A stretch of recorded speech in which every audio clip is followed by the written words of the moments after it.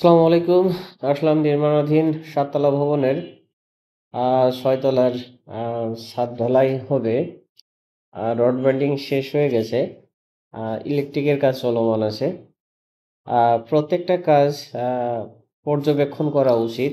তার কারণ ছোট ছোট যে ত্রুটিগুলো থাকে, এই ত্রুটির কারণে অনেক সমস্যা হতে পারে। তার কারণ এই সমস্যাগুলো হয়তোবা খুব তাড়াতাড়ি দেখা যাবে না। কিন্তু ধীরে ধীরে এই সমস্যাগুলো পরিলক্ষিত হবে।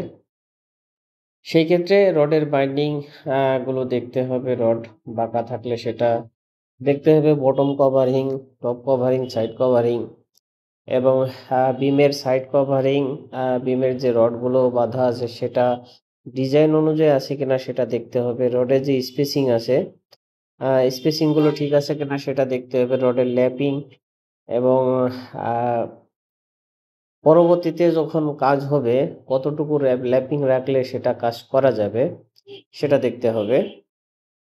এবং ইলেকট্রিক পাইপগুলো বিমের ভিতর দিয়ে সমান্তরালে টানা যাবে না।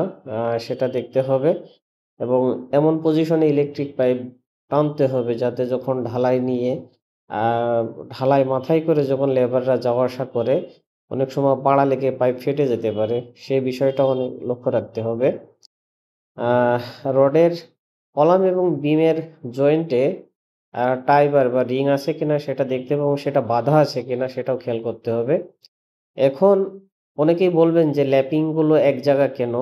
আসলে এই বিল্ডিং এর এর আগে যে কাজ করেছে মানে যে কন্ট্রাক্টর কাজ করেছে, সে তখন কোনো ইঞ্জিনিয়ার ছিল না।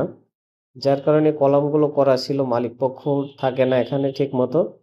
যার কারণে ল্যাপিং পজিশনটা এক জায়গায় রেখেছে। এটা দেখার কোনো লোক ছিল না। তাই ঢালাইয়ের আগে এই বিষয়গুলো খুব সহজ মানে খুব পুঙ্খানুপুঙ্খভাবে দেখে নিতে হবে। অনেক সময় বিম বাঁকা থাকে, সেটা ব্লক দিয়ে সোজা করে দিতে হবে। বটমে এবং ২ সাইডে যদি ব্লক দেওয়া হয়, তাহলে অবশ্যই বিম সোজা করা সম্ভব। ডিজাইন সম্পর্কিত তথ্য পেতে আমাদের সাথে যোগাযোগ করতে পারেন। আমাদের সাথে যোগাযোগের ফোন নাম্বার ভিডিওতে পেয়ে যাবেন। ধন্যবাদ সবাইকে। আসসালামু আলাইকুম।